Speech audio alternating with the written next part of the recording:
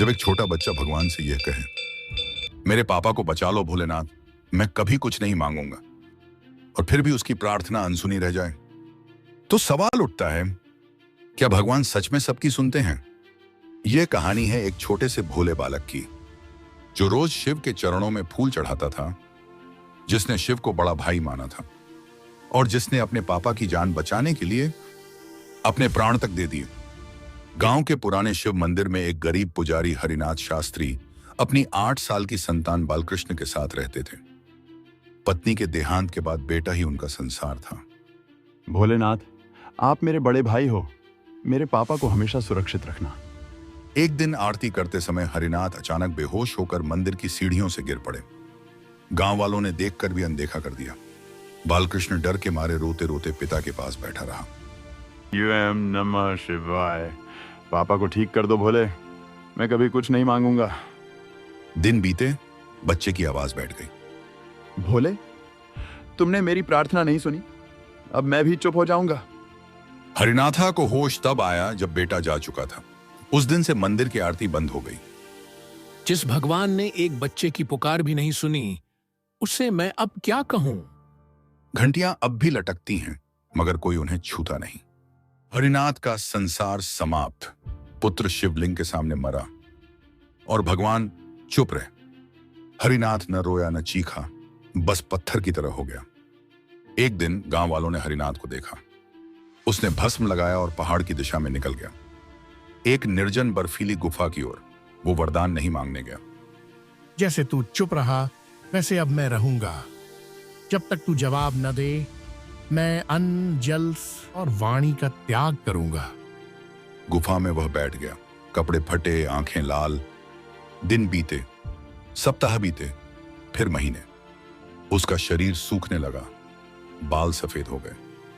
कोई कहता भगवान ने उसे तोड़ दिया, कोई कहता शायद वही अब जवाब लाएगा।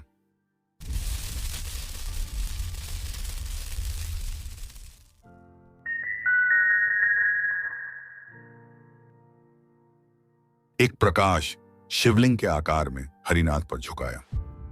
उसकी चेतना लौटी। उसने आंखें खोली और सुना, हरिनाथ, तेरा पुत्र मुझ में समाहित हो चुका है। वह अब शाश्वत भक्ति का रूप है। तूने जो त्याग किया, उसी ने मुझे मौन तोड़ने को विवश किया। हरिनाथ की आंखों से आंसू नहीं बहे। उसने दोनों हाथ जोड़े। अब मेरी आरती फिर से शुरू होगी, पर इस बार चुपचाप। सर्दियों की एक सुबह थी। गांव सोया था और मंदिर वीरान पड़ा था, जहां कोई पूजा नहीं हुई थी।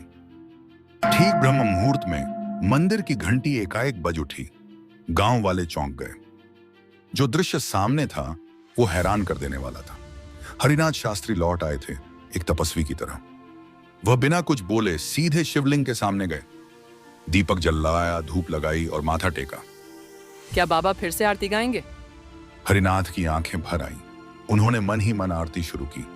कोई स्वर नहीं था, लेकिन मंदिर में भक्ति की महक लौट आई थी। उस दिन से मंदिर फिर से जीवित हो गया। आरती हर दिन होने लगी, बिना शब्दों के, पर पूरी श्रद्धा से। वो बालकृष्ण है।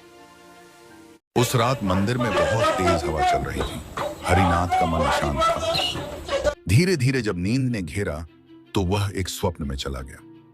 उस स्वप्न में मंदिर पूरी तरह उज्जवल प्रकाश से भरा था। शिवलिंग के पास बालकृष्ण खड़ा था, मुस्कुराता हुआ। पापा, मैं ठीक हूं।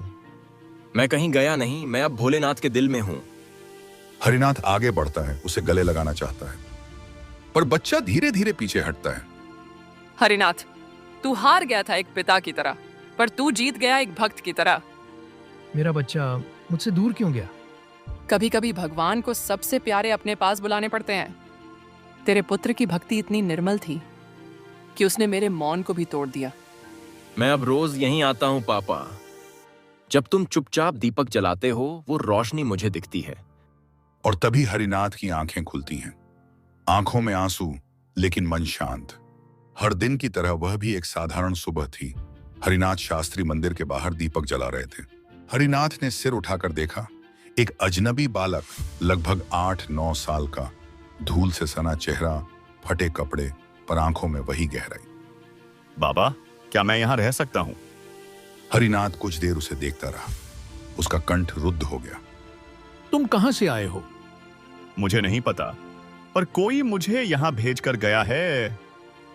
उन्होंने कहा, यहाँ एक शांत बाबा हैं, जो चुप रहकर भी सब सुनते हैं। हरिनाथ कुछ बोल नहीं पाए। उन्होंने बस सिर हिलाकर बच्चे को मंदिर के अंदर आने दिया। AUM नमः शिवाय। हरिनाथ की आंखों से आंसू बह निकले। उस दिन के बाद से वह बालक हर दिन मंदिर में रहने लगा। भोर से पहले उठता, फूल चुनता, दीप जलाता। गांव वालों ने जब यह देखा तो उनका मन आश्चर्य से भर गया। यह बालक कौन है? यह तो ठीक वैसा ही है जैसा बालकृष्ण था। कुछ नाम नहीं था उस बच्चे का, पर हरिनाथ ने उसे एक नाम दिया, शिवांश। शिवलिंग के समक्ष दीपक की लौ अब हवा से नहीं कांपती थी। वह स्थिर थी, जैसे उसमें कोई दिव्य शक्ति बस गई हो। यह सब शिवांश के आने के बाद हुआ।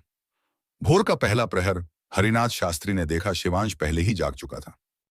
देखो अम्मा, तुम्हारे भोलेनाथ सामने हैं। बच्चों की बीमारियां बिना दवा के ठीक होने लगीं। टूटे रिश्ते जुड़े। मंदिर में भक्ति नहीं, श्रद्धा लौटी थी। हरिनाथ को संकेत मिला। शिवांश अब श्रद्धा का प्रतीक, मौन का मंत्र, शिव का अंश बन गया था। यह मंदिर अब मात्र पूजा स्थल नहीं, एक जागृत शक्ति का केंद्र बन गया था। और इस सबके बीच था शिवांश, जिसकी बातों में कम पर आंखों में शिव का सागर था, जिसकी मुस्कान में सुकून और जिसके स्पर्श में चमत्कार। हर दिन मंदिर में आते भक्तों की संख्या बढ़ने लगी।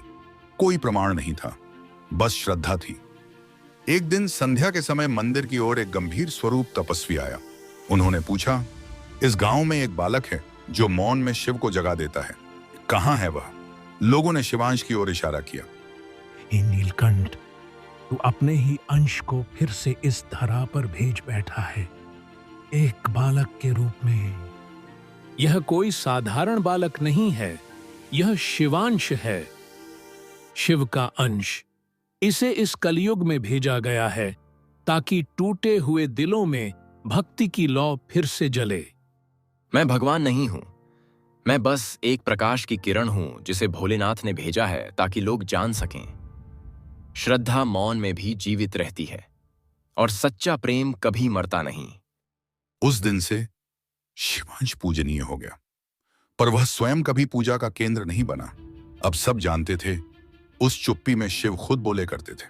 मंदिर अब केवल पत्थरों का ढांचा नहीं था, यह एक जीवंत तीर्थ बन चुका था, जहां लोग न केवल दर्शन करने आते बल्कि अपने जीवन के उत्तर पाने भी आते। और उस तीर्थ का केंद्र था वह मौन बालक, शिवांश। वह सुबह आकाश में सूरज की पहली किरण पड़ी थी।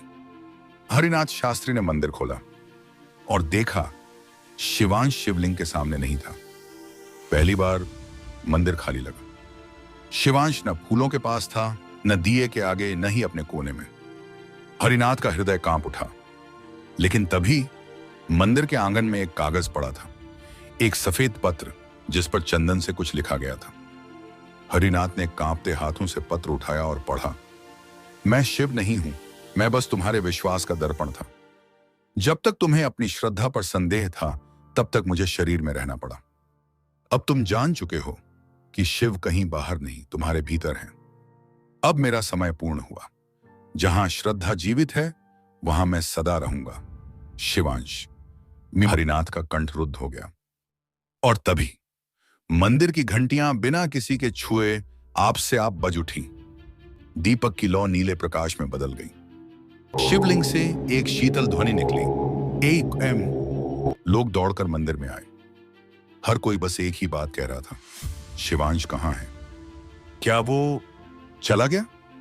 और तभी मंदिर के पिछवाड़े में एक ग्रामीण ने देखा एक चमकता हुआ नीला प्रकाश जो धीरे धीरे आकाश की ओर जा रहा था।